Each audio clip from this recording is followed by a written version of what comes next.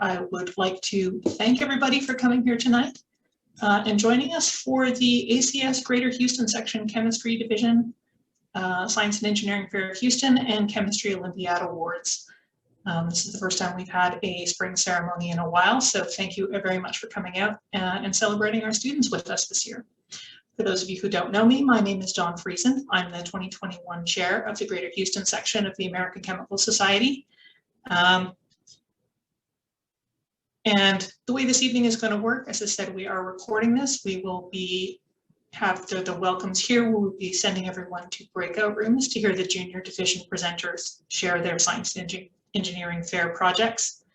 The way it will be set up is, hopefully if technology works for us, the moderators and the students will be sent to the breakout rooms, and then everyone can select the breakout room that they would like to attend. If people haven't sorted themselves after a couple of minutes, I will send them to an appropriate room and you should be able to sort yourselves as well. The breakout rooms will be open for 20 minutes, so we'll have time for student presentations once everyone gets in, as well as some questions. You can either place your questions in the chat, or if the moderators allow, you may be able to unmute yourself and speak them there. At which point we will come back to the main room and we will continue with the rest of the presentations. So before we start, I would like to tell everybody a little bit about the American Chemical Society for those who aren't aware. We are the Greater Houston section, so we cover Houston and the surrounding areas. And our vision is, much like the national section, improving lives through the transforming power of chemistry, with the mission of empowering members and the community to thrive in the global economy and promoting public understanding of the value of chemistry. So we do that through a number of different activities. We have outreach activities, professional development activities, we have seminars and learning opportunities, and in events like this, the opportunity to connect with other chemical professionals and people who are everything from just starting out, kindergartners who are really interested in science because you can do a lot of really cool experiments, right through to people who are, mid-career, end of career, helping you find where you want to go, helping you understand more about chemistry and how it works in the world. And that's really where our focus is sharing the love of chemistry and the impact that it has on everyone's lives. So with that, we are going to put the technology to the test and send everyone to their breakout rooms. If you have any questions, you can pop into the chat. I will be monitoring the main room for this event. And let's see if the technology holds for us.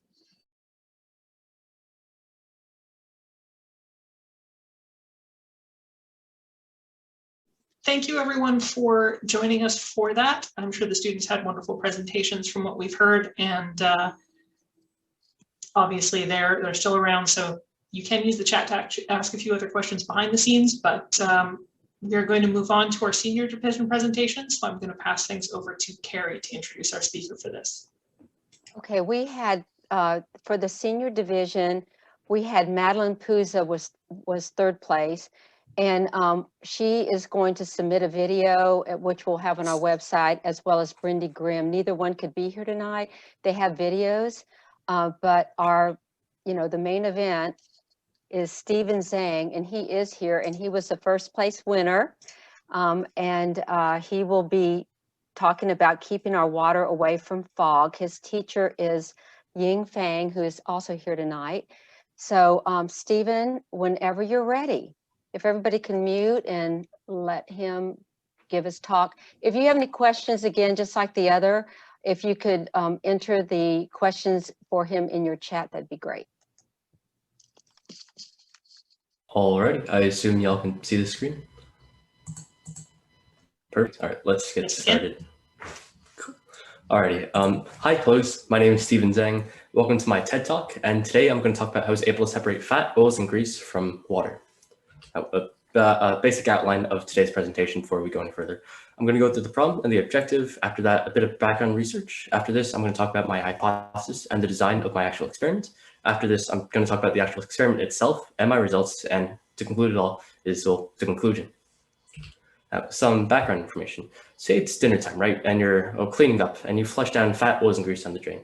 The problem arises in that when you flush down these fat, oils, and grease down the drain, also known as fog, they create something called fatbergs, and fatbergs are, well, to say the least, a very big problem. In New York City alone, they had to take $19 million out of the city budget just to pay for fatberg removal. In London, actually, they had a museum exhibit opened up just to exhibit fatbergs because that's how commonplace they are. And I think it's in Birmingham, 3 weeks ago, there was a 300-ton fatberg blocking the sewers. So long story short, this is a very common problem that is also very expensive.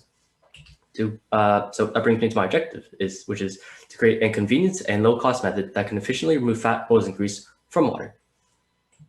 Cool. So some more background information. To get this removal of fat, oils, and grease from water, I need I need a mesh with two properties. I need a mesh that is able to be super hydrophilic and super oleophobic. It's what it sounds like. Super, very hydro-waterphilic, loving. So it loves water and lets it through. Well, has a phobia of oil, right? Because fear of oil, and it lets it out. Think about it like waterproofing, but the exact opposite. It's oil-proofing a mesh. Now, to get this two properties of super hydrophilicity and super oleophobicity, I need two more things. I need a nanometer size roughness and a water film that's generated by a hydrogel. I'll get this to in a second. Now, a nanometer size roughness usually comes from what I read, a copper hydroxide nanoneedles, and then the water film on the other end comes from a hydrocoating layer, as I said. Now, the problem arises in that, and from most literature that I read, they either choose one or the other. They either have nanoneedles or they have a hydrogel coating layer. The problem arises in that nanoneedles, yes, they are able to have a structural integrity. However, they're unable to keep the actual water film. Whereas on the other hand, hydrogels don't have any structural integrity, and they actually are able to keep a water film. So with my project, I wanted to get a synthesis of both these. I want to get a mesh that has both nanoneedles for structural integrity, also for resistance of damage. And I also wanted to have a hydrocoating layer, which can actually keep a water film for the actual separation of water from fat, oils, and grease. Cool. So for my actual design itself, I should start by saying that commonly copper meshes are used because copper, it's soft and it's pretty expensive. However, there's a problem with that in that I can't really afford copper as a student researcher. So instead I used stainless steel mesh instead of copper. Stainless steel, it's strong, it's chemically stable. I mean, it's stainless steel, right? It's against corrosion. And moreover, it's bought at a relatively low cost. So I'm not punching too big of a budget into my wallet. So it's good, in other words. Now for my actual design, it's also really simple. Don't think it's scary because there's a lot of words. Just bear with me here. So take your stainless steel mesh and you're going to electroplate a copper coating layer. It's relatively simple. You take your cathode or your positive charge and you attach that to your copper source. In this case, I used a copper tubing, and then you attach the anode or your negative charge to your stainless steel mesh, and then you run that through a DC power volt. After that, since the copper becomes positively charged and it becomes attracted to the negatively charged surface of the stainless steel mesh, therefore getting a nice copper coating or electroplating of that coating. Now, our second step is the actual formation of the nanoneedles. This is done by a two-step process. The first step is done by using ammonium persulfate or an oxidant to react with the surface of the copper. Immediately after this, you're going to react that mesh with sodium hydroxide, which actually creates copper hydroxide, which is the actual nanoneedles that we're trying to make. Now, for our third step, it's a two-step process. The first step is a physical step in which you quite literally take the mesh and you put it inside the hydrocoating layer. For this case, I used a natural hydrogel called sodium alginate. Alginate, it's green, it's cheap, it's edible, actually. It's found in seaweed, and it's used for baking and ice cream, though I don't really know how you bake ice cream. Long story short, it's cheap, it's green, it's useful, so that's why I used it. Now, after you get the physical coating of sodium alginate on the surface of your sponge, you're going to react it with calcium chloride. Now, why calcium chloride? Well, sodium, as we know, is monovalent, right? It has a +1 charge. On the other hand, calcium has a +2 charge. And if I'm able to get this calcium to switch places with sodium, there's going to be an increase in the cross-linking amount of the alginate and in the hydrogel. And if there's an increase in that cross-linking, there's going to be an increase in the amount of oil rejected, which means that my mesh is going to perform much, much better. Cool, so that was it for the design. Now for my actual performance evaluation, it's also relatively simple. For my, as you can see here, for my solution, I took water, I dyed it green for contrast, and then I went to my pantry and I got some chili oil that my mom made the other day. Why chili oil? Well, chili oil, it's used in cooking, right? It's a common application, and this is, well, the real world, so we wanted to use chili oil. So I took equal portions of the two, mixed it in a sample, and that was my testing solution. Nice, easy, and simple. Now for actually finding a place to put my mesh, I used something called a solvent unit. A solvent unit is essentially a connector parts for two PVC pipes. And as you can see by the black thing here, that's waterproof. So that ensures that no extra fluid is coming out to the side of my mesh and therefore tempering my results. So I screwed on the solvent unit, and right in the middle, I can place my mesh. After this, I put my solvent unit with the mesh on top of a red cup, and I filtered the testing solution through it.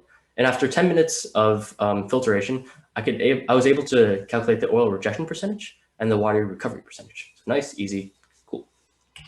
Great. So let's talk a bit more about my results. As you can see with my stainless steel mesh here, this is a control mesh. And well, as you can see, the mesh is very fine. It's like right angles and there's nothing really protruding out. However, as you can see, here with my nanoneedles, there is a decrease in the mesh size, which means that yes, my creation of copper hydroxide nanoneedles are forming, which is good, which means that part of my hypothesis is coming true. Also, I should say that for each of my meshes, I made 2 types and I tested each type of the mesh twice. So that's 4 types per total. Now, actually looking at my performance, as you can see by the double sign, my control test was pretty bad, right? All the oil came through because there was a 0% oil rejection percentage, and essentially nothing happened, which is good because that's a control. However, it should be noted that with each successive coating layer, whether that be the copper layer or the copper with nanoneedles or the hydrogel coating layer or the nanoneedles and hydrogel coating layer together, there's an increase in the oil rejection percentage, which means that these combinations of chemistry surface layers are working. However, it's only getting both of these things, that the nanoneedles and the hydrogel coating layer, and putting them together, that there's a 100% oil rejection percentage, which is, if I may be quite honest, quite literally the best result you can get, right? Because you can't get like 110% oil rejection percentage. So 100% rejection percentage means that there is a complete removal of the oil from water. Moreover, it also proves that my mesh is super hydrophilic and super oleophobic. Cool. So in conclusion, by getting the synergy of nanoneedles and hydrogel, I was able to get a complete removal of water. Moreover, this method that I use is very convenient and it's also a very low cost method. Everything I bought was roughly under $50, so it didn't punch into my budget too much. Also, right now, my focus and my application for this mesh is focused on residential use, right? Like houses and community homes. However, if I'm able to expand this to industrial use, because we live in Texas and fracking results in a lot of pollution of water. If I'm able to expand this industrial use, not only is this going to be a very large economic impact, but also a very large environmental one. So references, cool. Any questions, comments, concerns, like tips, tricks, and things to work on?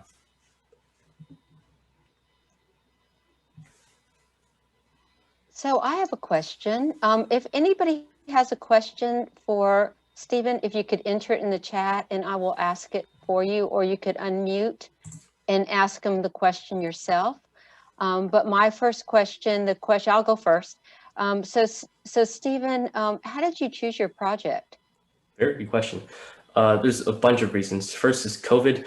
I couldn't really visit a lab, and so the scale of my project had to be very decreased. Also, my budget wasn't very big, so everything had to be a lot cheaper this year.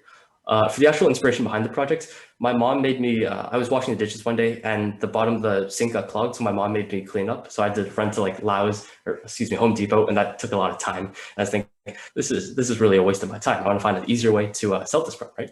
So I did some reading online and I eventually fixed this problem, but I realized that this clogging up of these of sinks is a big problem that affects all of us. And I realized that this is taking quite a lot of money out of just budget that could be spent on better things. So I just decided to make a easy and affordable solution to target that problem that I experienced myself. Okay, great. So we have another question. What would you recommend as a next step in this research project? There's quite a lot. For future research, I have 2 main ideas. Previously, I used something called tannic acid iron 3 complex. It's found in like wine and tea. It's edible, it's green.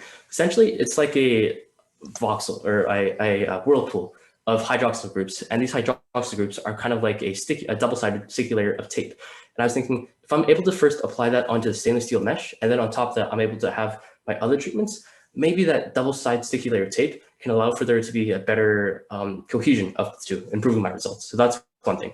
Another thing I was thinking of was actually if I'm able to make a plastic mesh, because plastic meshes, right, they can be made to be biodegradable, you can 3D print them. There's a lot of future in it. I think that can increase the application to quite a lot of different places. However, plastic is not really electroconductive, so electroplating is a problem, but that's a question for the future. Also, for testing purposes wise, my tests only focus on the vertical aspect, right? In real life application, pipelines, they don't just go down. They go sideways, they go upways, 70 degrees, 80 degrees, you get the idea. So if I'm able to go to a lab and actually test like the contact angle of this, of this mesh at different instances, that would increase the validity of my results quite a lot. Also, I said my needles were nano-sized. being fully honest, I only had an optical microscope, so they're not definitively nano-sized. If you want to show that they're like on the size of nanometer size roughness, you have to get a electroscanning microscope. And I don't exactly have one of those at my home. So if I'm able to go to a lab in the future, I could definitely do that for further testing. Excellent. Okay, here's another one that kind of fits into what you were talking about. Do you know, did you test how long does the mesh last? As far as how much liquid you can filter before the filter breaks and allows the oil through, or becomes completely clogged and does not filter anymore? Oh, very good question. I'll definitely add that to my future testing. However, given my time restraints with school and senior shenanigans, I was unable to test that this year. However, if I'm given an opportunity during the summer or in the future, I'll make sure to keep it in mind. Okay, excellent. Thank you so much. Oh, here's one more. Sorry, here's another question that just, one of the most convenient aspects of using a sink to wash dishes is that the water flows down very quickly. Does your mesh decrease the rate of water flow? If it does, will it decrease the usability of a possible commercial product? Perfect question. Actually, I thought about this quite a lot when I was choosing the mesh size. I decided in the end to choose a 200 mesh size, which means that there's 200 pores per square inch. But very good question, in that if you make the mesh size too big, all the oil is going to go through and all the water is going to go through. However, with my mesh size, yes, there was a decrease in the flow rate. However, it wasn't to the point in which I think that the sink is going to be entirely unusable. It's still rather reasonable given the 10 minutes and the practical application. Thank you. Great question. Okay, great. Thank you. Back to you, Don. Excellent. That was a wonderful presentation. I really enjoyed it. All right. I will bring back to the presentation. So with that, I would like to introduce Larry Dennis to present the recognition of the junior division winners for the Science and Engineering Fair of Houston. Okay.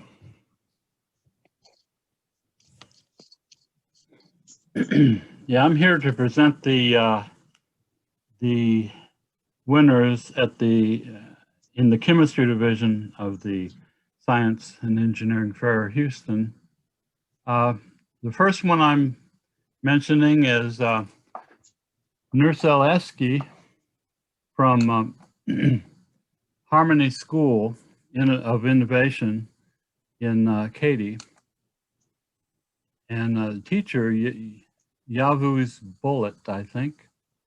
The title of the presentation of the research was the structure-based virtual screening to identify inhibitors against human alpha amylase enzyme using Autodoc Vina. And okay, next slide. The next one is Junior Division 3rd place, a project by David Fernandez at McCulloch Junior High School. Trudy Skinner was his teacher, and his project was to brush or not to brush. So, and then the next project, Junior Division 2nd place, was Sandul Manage from Knox Junior High School, teacher Rhonda Summers. His project was vitamin C in juice. And next is first place in the junior division, Sophia Perone. She attends Pete Junior High School, and teacher Jancy Horton. Her title was Burn Times of Different Candle Waxes.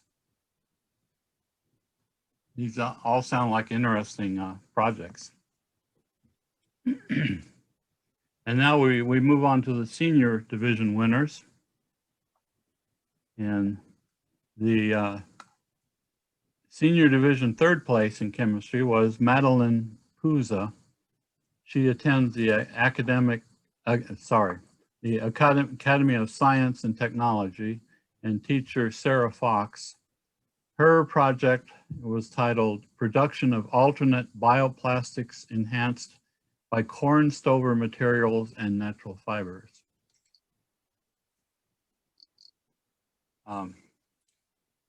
Brindy Grimm was in Senior Division 2nd place.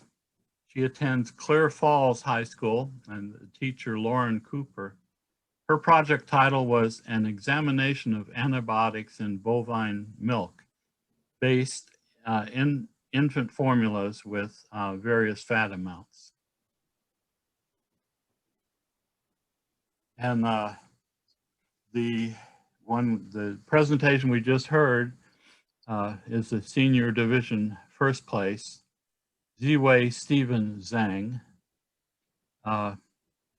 He attends Zeng Homeschool. His teacher is Ying Fang.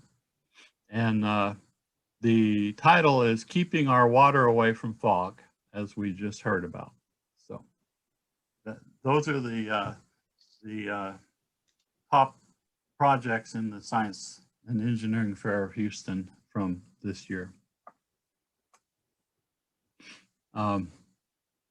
We need to thank the SEFH, ECH, the Engineering Council of Houston, and Science Fair judges, which made this evening possible. A lot of Science Fair judges are out there judging these. We also need to thank John Wolf, Chemistry Coordinator, for the Science Fair, and Lionel Ronduin, Associate Fair Director, and they have me there to thank for the Energy Council of Houston. So I think that's all. Thank you, Larry. So a little bit of a break in the action. Let's see if I can do this correctly. What we would like is for all the Science and Engineering Fair winners that are present and their teachers, and either Jerry or Carrie, see if I can do this. I have opened a breakout room. So if you are one of the award recipients or their teachers, can you please shuffle yourselves into the breakout room for a few moments? And we would like to get some screenshots of you. Welcome back.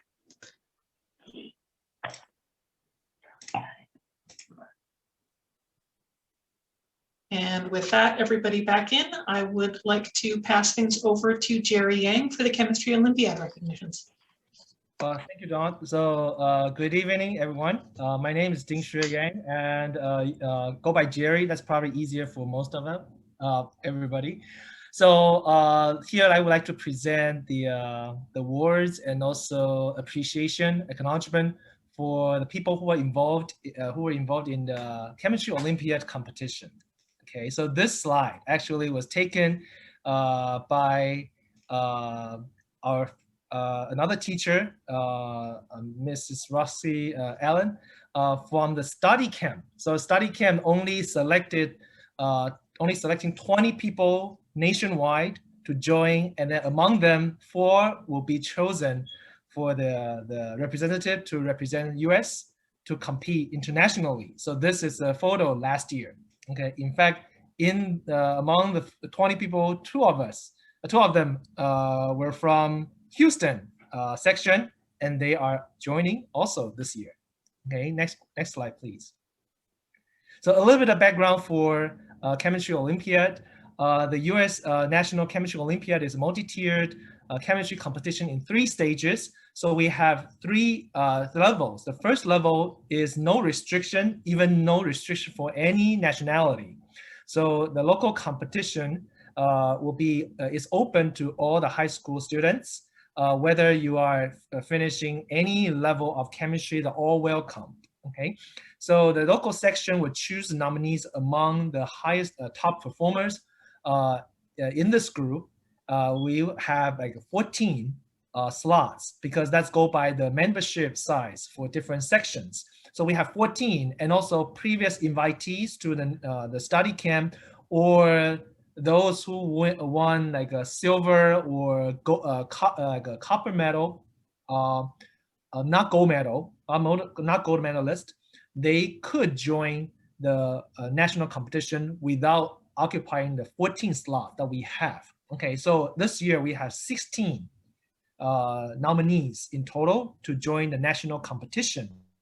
And then the nominated qualifiers, they can participate in the National Chemistry Olympiad competition.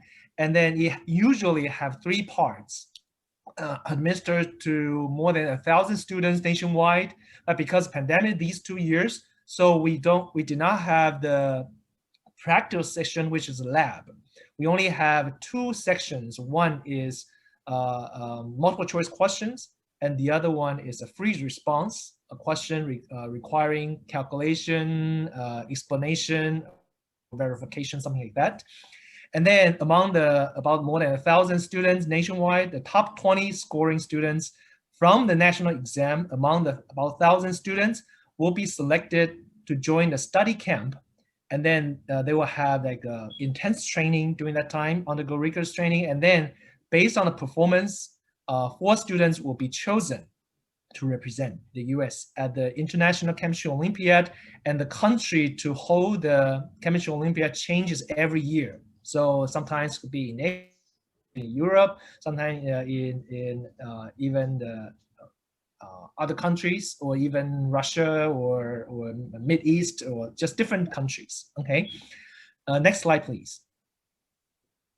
So I hope to really promote the participation for the competition. So for those of you who have participated in this, I hope that you can get the words out to maybe your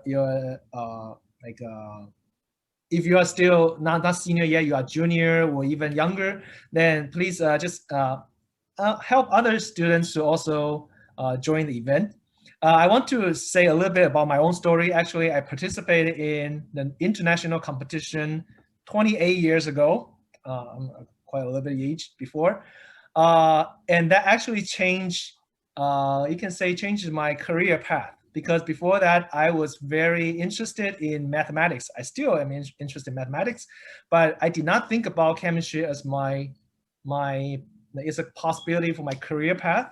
And because of the experience in the Chemistry Olympiad from the different tiers, and later, of course, teachers said, yeah, since you're good at doing this, why not thinking about chemistry, and also on the, you can take double major, choosing mathematics courses also. So in fact, right now, I'm an associate professor of chemistry at University of Houston.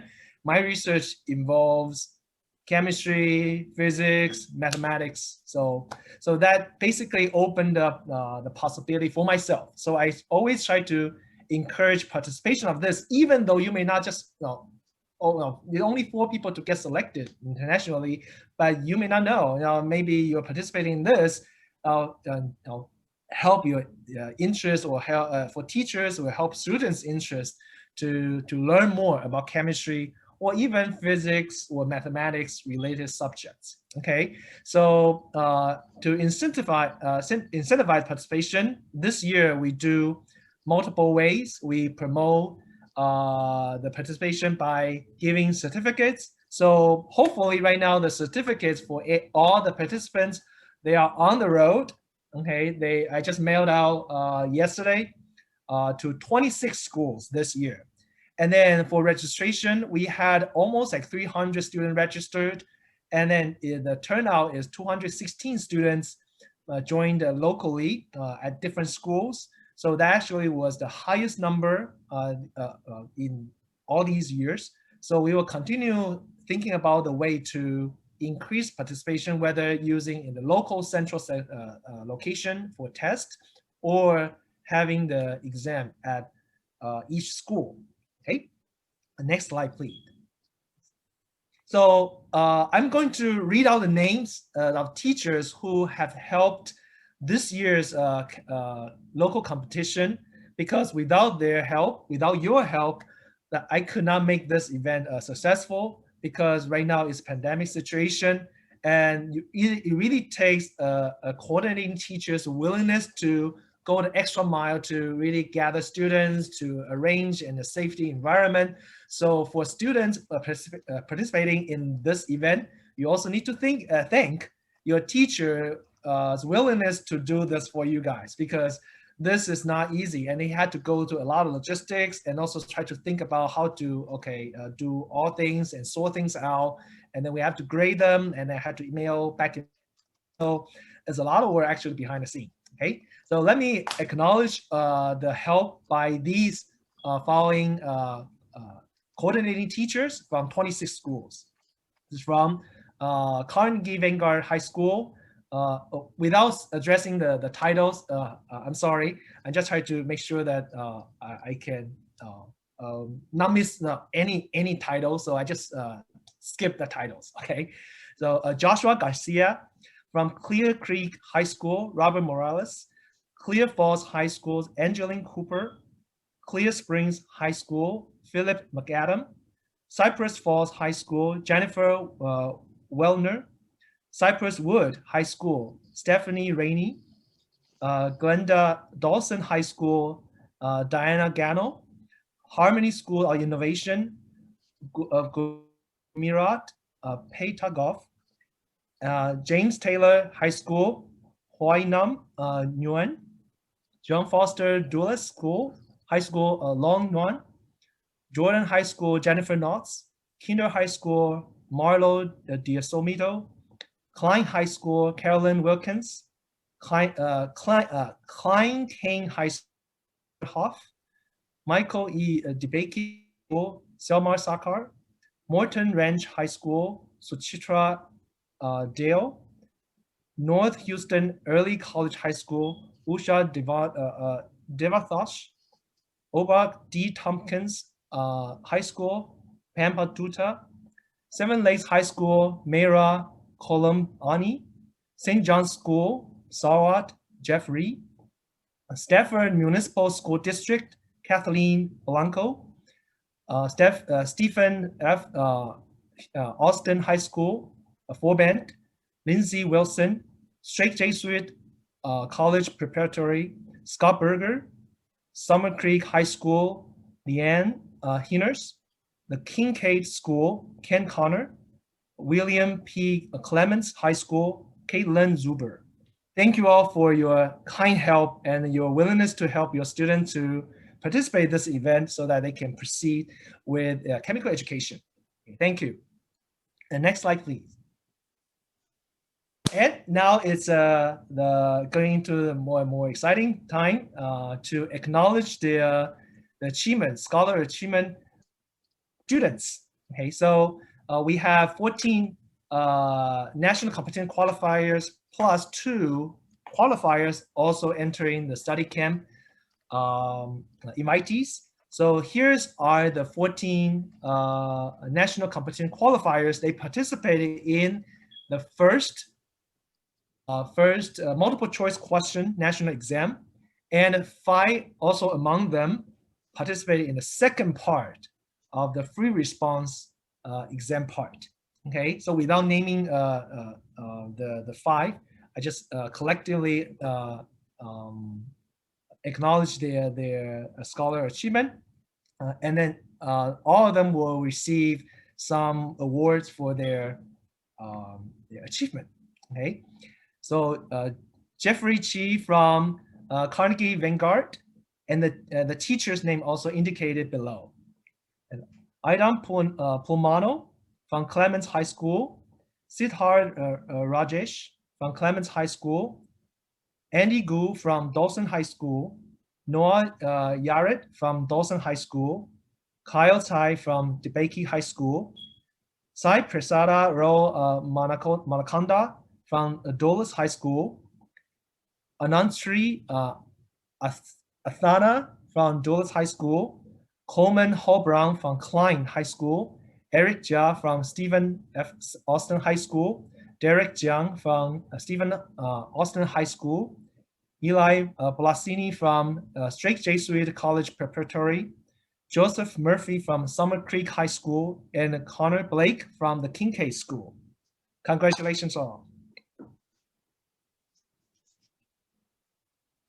And lastly, okay, we want to acknowledge the 2 of the 20 top scoring students to enter the study camp.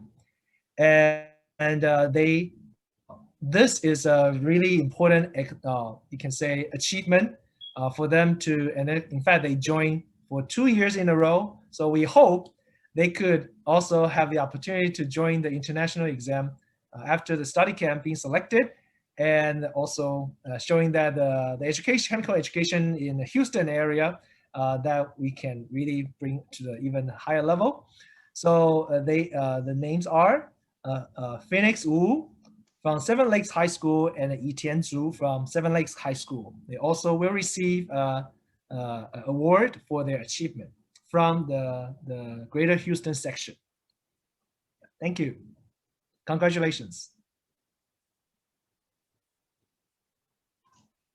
Thank you, Jerry, and congratulations to everyone for all their hard work, and to your teachers as well for all the effort that they put in for organizing the students throughout this year. It's been a challenging couple of years, and it's amazing to see the efforts that the students and the teachers are putting in and the payoff that it's having. It's all wonderful to see.